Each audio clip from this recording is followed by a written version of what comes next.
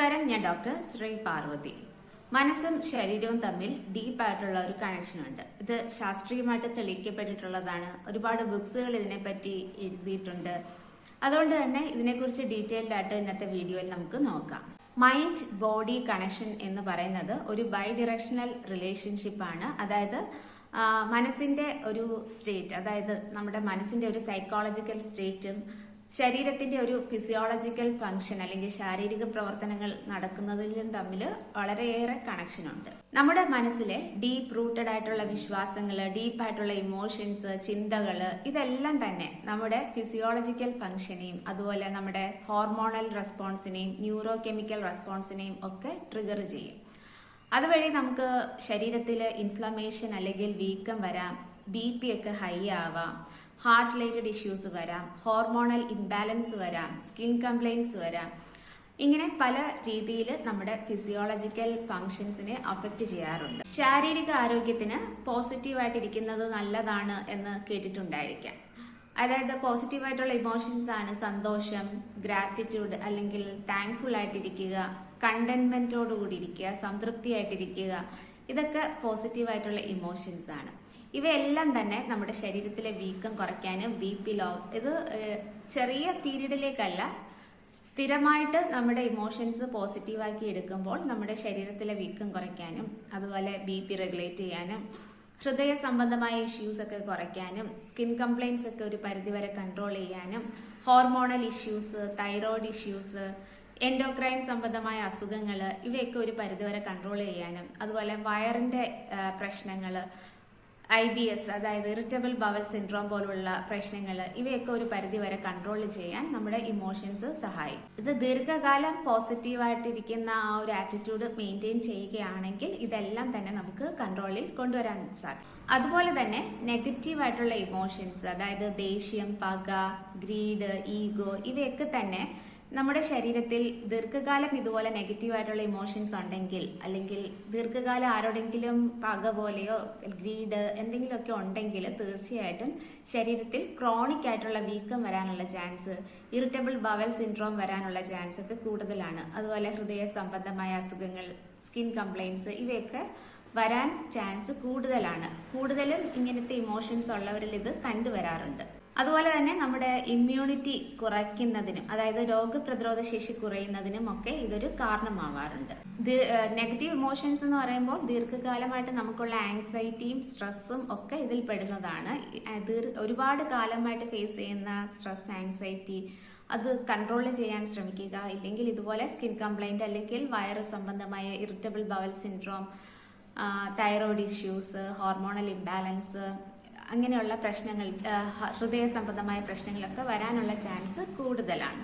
Emotional ആയിട്ടുള്ള ഒരു വെൽബീയിങ്ങിന് അല്ലെങ്കിൽ ഇമോഷണലി ഹെൽത്തി ആയിട്ടിരിക്കാൻ വേണ്ടിയിട്ട് എപ്പോഴും മെഡിറ്റേഷൻ പ്രാക്ടീസ് ചെയ്യുന്നത് നല്ലതാണ്, ഫിസിക്കൽ യോഗ പ്രാക്ടീസ് ചെയ്യുന്നത് നല്ലതാണ്, റെഗുലർ ആയിട്ട് ഡീപ് ബ്രീത്തിങ് എക്സസൈസ് ചെയ്യുന്നത് നല്ലതാണ്, അതുപോലെ സ്ഥിരമായിട്ട് നടക്കുന്നത് നല്ലതാണ്, സൈക്ലിംഗ്, ഡാൻസിങ്, സ്വിമ്മിങ്, ഇവയൊക്കെ തന്നെ നല്ലതാണ്. പക്ഷെ ഇതെല്ലാം റെഗുലർ ആയിട്ട് ചെയ്യുമ്പോഴാണ് ഇതിനൊക്കെ വ്യത്യാസം കണ്ടുവരുന്നത്.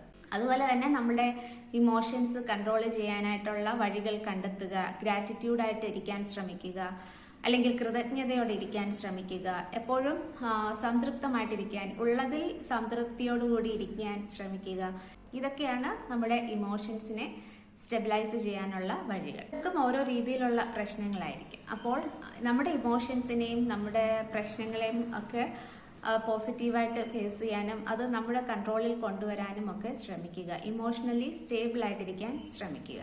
നമ്മൾ ഏതെങ്കിലും തരത്തിലുള്ള ഒരു സ്ട്രെസ് ഫേസ് ചെയ്യുമ്പോൾ, അതായത് ജോലിക്കാര്യത്തിലായിക്കോട്ടെ അല്ലെങ്കിൽ ഫാമിലി കാര്യത്തിലായിക്കോട്ടെ, റിലേഷൻഷിപ്പിന്റെ കാര്യത്തിലായിക്കോട്ടെ, മറ്റെന്തെങ്കിലും കാര്യത്തിലായിക്കോട്ടെ, ഏതെങ്കിലും തരത്തിലുള്ള സ്ട്രെസ് ഫേസ് ചെയ്യുമ്പോൾ നമ്മുടെ ശരീരത്തിൽ ഫൈറ്റ് ആൻഡ് ഫ്ലൈറ്റ് എന്ന റെസ്പോൺസ് ഇനിഷ്യേറ്റ് ചെയ്യുകയും കോർട്ടിസോൾ, അഡ്രിനാലിൻ എന്ന ഈ ഹോർമോൺസ് പ്രൊഡ്യൂസ് ചെയ്യുകയും ചെയ്യും. ഈ രണ്ട് ഹോർമോൺസ് നമ്മുടെ ശരീരത്തിൽ വണ്ണം വെക്കുന്നതിന് കാരണമാവാറുണ്ട്, അമിതമായിട്ട് ഫുഡ് കഴിക്കുന്നതിന് കാരണമാവാറുണ്ട്, അതുപോലെ മറ്റു പല അസുഖങ്ങൾക്കും കാരണമാവാറുണ്ട്. ഈ ഫൈറ്റ് ആൻഡ് ഫ്ലൈറ്റ് റെസ്പോൺസ് ചെറിയ രീതിയിലുള്ള സ്ട്രെസ് വരുമ്പോൾ പോലും, അതായത് ചെറിയൊരു എക്സാം വരുമ്പോൾ പോലും നമുക്ക് ഈ ഒരു റെസ്പോൺസ് വരികയും ചെറിയ രീതിയിൽ കോർട്ടിസോളും അഡ്രിനാലിനും പ്രൊഡ്യൂസ് ചെയ്യുകയും ചെയ്യും. പക്ഷെ അത് ഷോർട്ട് ടേം സ്ട്രെസ് ആയതുകൊണ്ട് തന്നെ അത് നമ്മുടെ ശരീരം അഡാപ്റ്റ് ആയിട്ട് പോകും.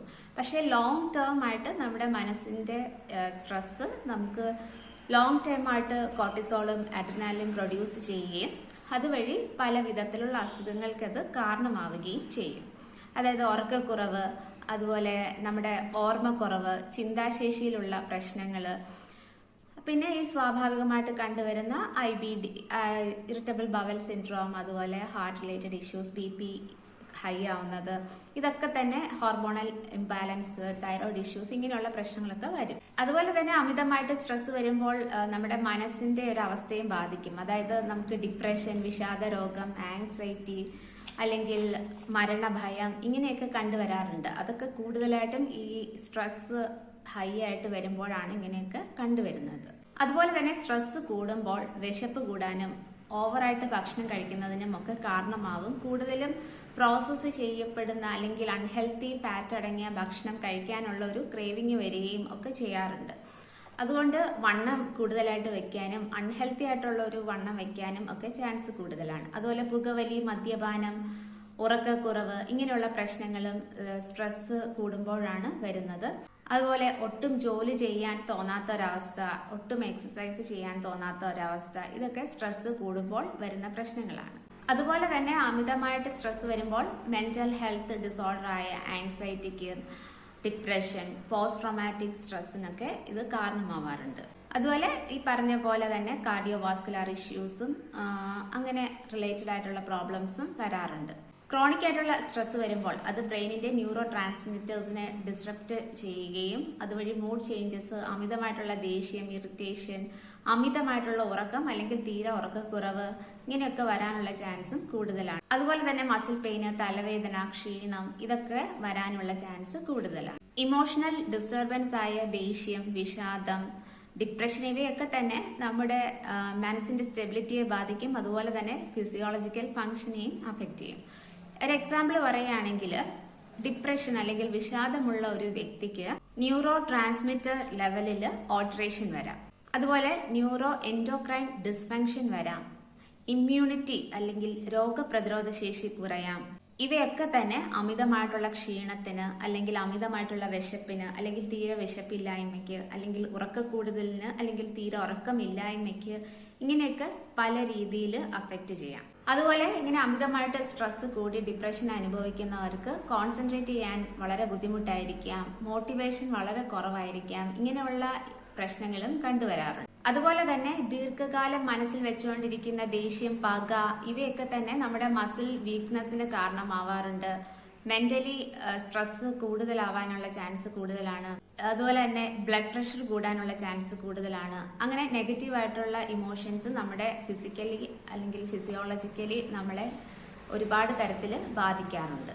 അതുകൊണ്ട് നമ്മളിപ്പോൾ മൊത്തത്തിൽ പറയുകയാണെങ്കിൽ ദീർഘകാല അടിസ്ഥാനത്തിൽ മനസ്സിൽ ക്രോണിക് ആയിട്ടുള്ള നെഗറ്റീവ് ഇമോഷൻസ്, ദേഷ്യം, വൈരാഗ്യം, ഇങ്ങനെയുള്ള പ്രശ്നങ്ങൾ, ക്രോണിക് സ്ട്രെസ്, ഇവയൊക്കെ വരികയാണെങ്കിൽ മനസ്സിന്റെ ഡിസ്റ്റർബൻസിന് കാരണമാവാം. സൈക്കോസൊമാറ്റിക് സിംറ്റംസ് വരാനുള്ള ചാൻസ് കൂടുതലാണ്. അതായത് ക്ഷീണം, ശരീരം വേദന, മസിൽ വീക്ക്നെസ്, ഇവയൊക്കെ വരാനുള്ള ചാൻസ് കൂടുതലാണ്. BP ഹൈ ആവാം. അങ്ങനെ പല issues, hormonal imbalance, thyroid issues, സ്ലീപ്പിന് ഉള്ള ഡിസ്റ്റർബൻസ്, ഇതൊക്കെ വരും. ഇങ്ങനെയുള്ള ഇമോഷണൽ ഡിസ്റ്റർബൻസ് വരുമ്പോൾ കൗൺസിലിംഗ് എടുക്കുന്നത് നല്ലതാണ്. ലൈഫ് സ്റ്റൈൽ ചേഞ്ചസ് വരുത്തുന്നത് നല്ലതാണ്. റെഗുലറായിട്ട് എക്സസൈസ് ചെയ്യുക. റെഗുലറായിട്ട് തുറസായ സ്ഥലത്ത് ഒരു 45 മിനിറ്റെങ്കിലും നടക്കുന്നത് നല്ലതാണ്. ഡീപ് ബ്രീതിങ് എക്സസൈസ് വളരെയധികം നല്ലതാണ്, റെഗുലറായിട്ട് ചെയ്യണം. അതുപോലെ തന്നെ മെഡിറ്റേഷൻ പ്രാക്ടീസ് ചെയ്യുന്നത്, ഫിസിക്കൽ യോഗ റെഗുലറായിട്ട് പ്രാക്ടീസ് ചെയ്യുന്നത്, ഇതെല്ലാം തന്നെ നമ്മുടെ ഇമോഷണൽ സ്റ്റെബിലിറ്റി മെയിൻറ്റെയിൻ ചെയ്യാൻ സഹായിക്കും. അതുപോലെ തന്നെ ഹെൽത്തി ആയിട്ടുള്ള ഒരു ബാലൻസ്ഡ് ഡയറ്റ്, ന്യൂട്രീഷൻ റിച്ച് ആയിട്ടുള്ള ഒരു ഡയറ്റ് ഫോളോ ചെയ്യുന്നത് നല്ലതാണ്. പിന്നെ സോഷ്യലി ആക്റ്റീവ് ആയിട്ടിരിക്കാൻ ശ്രമിക്കുക. മറ്റുള്ളവരോട് നല്ല രീതിയിൽ ബിഹേവ് ചെയ്യാൻ ശ്രമിക്കുക. സെൽഫ് കെയർ വളരെ ഇമ്പോർട്ടന്റ് ആണ്. അതുപോലെ ഇഷ്ടപ്പെട്ട കാര്യങ്ങളും ഹോബീസും ഒക്കെ ചെയ്യാൻ സമയം കണ്ടെത്തുക. ഇതുവഴി നമുക്ക് ഒരു പരിധിവരെ ഇമോഷണൽ സ്റ്റെബിലിറ്റി വീണ്ടെടുക്കാനും മെന്റൽ ഹെൽത്ത് വീണ്ടെടുക്കാനും അതുവഴി പല രീതിയിലുള്ള സൈക്കോസൊമാറ്റിക് സിംറ്റംസ് കൺട്രോൾ ചെയ്യാനും സാധിക്കും. ഇതുകൊണ്ടൊന്നും പറ്റുന്നില്ലെങ്കിൽ തീർച്ചയായിട്ടും ഒരു കൗൺസിലിംഗ് എടുക്കുന്നത് വളരെയധികം നല്ലതായിരിക്കും. ഒരുപാട് ചേഞ്ചസ് വരും. അതുപോലെ നമ്മുടെ ശരീരത്തിൽ vitamin D, B complex vitamins ഇവയൊക്കെ ആവശ്യത്തിനുണ്ടെന്ന് ഉറപ്പുവരുത്തുക. ഈ ഒരു വീഡിയോ എല്ലാവർക്കും യൂസ്ഫുൾ ആകും എന്ന് പ്രതീക്ഷിക്കുന്നു. മറ്റൊരു വീഡിയോയുമായി വരുന്നതുവരെ എല്ലാവർക്കും നന്ദി, നമസ്കാരം.